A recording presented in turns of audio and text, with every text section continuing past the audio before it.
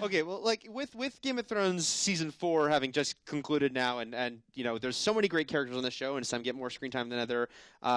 Who is your like standout character this season? And I guess maybe one or two if you have it, whether it be one of the ongoing cast or someone who came in. Who really is the highlight character for you? You think got the best stuff this season? Me first? Yeah, sure. Okay, Tyrion. Mm-hmm. To me, it was his season. The fact that it ends with him essentially now thrusting the narrative in this whole other direction, with Tywin being taken out, and sort of thus in a weird way liberating Jaime and Cersei. And mind you, Tywin dies knowing that his whole legacy is shit. Yeah. But I would say it's Tyrion. It was probably Tyrion's season. Less so Dany. I felt like she had some really good stuff. But I think it was probably Tyrion, Arya, and to a lesser extent maybe Theon. Mm-hmm, mm-hmm.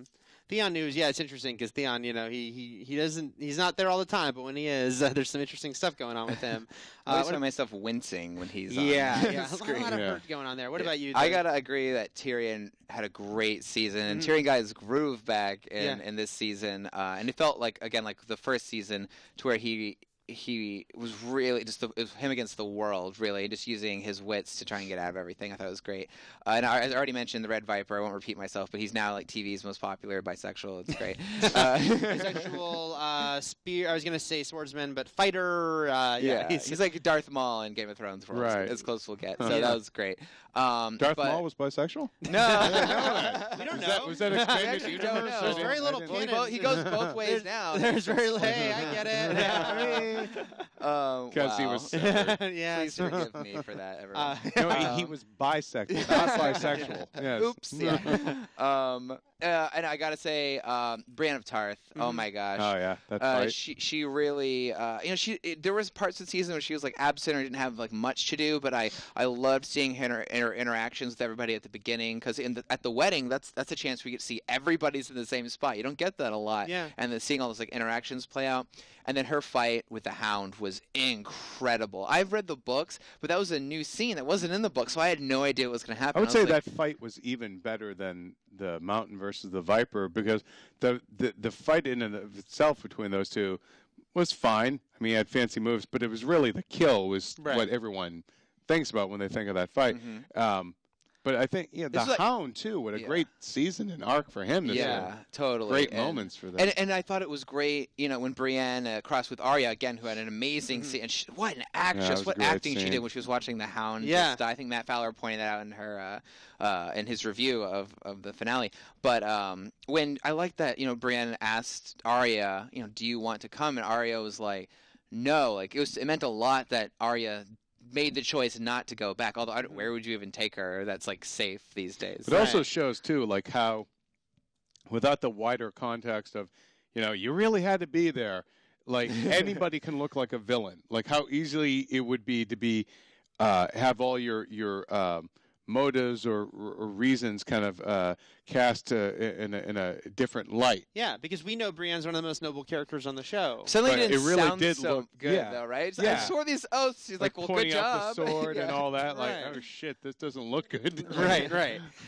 For me, clearly, you guys have mentioned all these great highlights, and I will definitely say that, Tyrion, what an amazing season for him, and Dinklage is always so great, and of course, he had his big speech during the trial, but also just in general, watching, that this was really about, leading all to the finale, but really about his relationship with his family, and how he'd been treated his whole life by everyone in his family except for his brother, and really him finally pushing back as hard as he could, and then getting lethal with it in the end was great. But I will say maybe my favorite, and besides the Red Viper was awesome. He was, it really was a great inclusion of the show, a character I cared about more on the show than in the books. I thought he was a great performance. But I think maybe Arya and the Hound is my favorite of season 4. It was just a very unique, interesting dynamic. The chickens. And the chickens was great. Gonna miss watching them just kind of on their adventure. Right, right. There was a lot of people that were like, I'd watch a show about Arya and the Hound traveling together.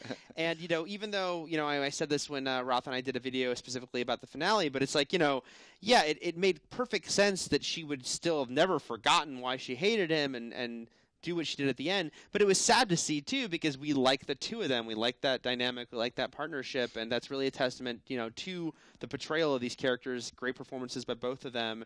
That because the Hound is not a character who's ever going to be like, I like you, kid. But certainly, when he's saying to Bran, he's basically saying that I'm protecting her, and you're like, look, this is probably the person he's probably the most invested in. And it's not going to save his life, both in the fight and also, Arya's not even going to give him mercy moments later.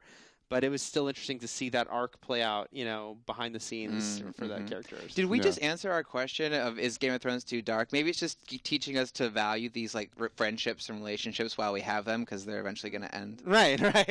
Maybe it's friends. Were there any particular characters this season whose storylines maybe didn't quite work for you? It's always difficult with Braun, I think. Because he floats in and out of the show. But he's so good when he's there. Bran. Not Braun. Braun's awesome. Great. Braun's great, but Braun is obviously a peripheral character who we just really enjoy seeing. Bran, however, I do think that Bran, it hurts that he's not on screen a lot, and that a lot of his storyline had obviously just been like traveling from point A to point B. And so I don't know. I don't know how you get around that, because they don't want you to forget about him. He seems like a character that's going to be important, so they want to touch in with him. And there was some good stuff with him. I did love him and Jon Snow's storylines intersecting.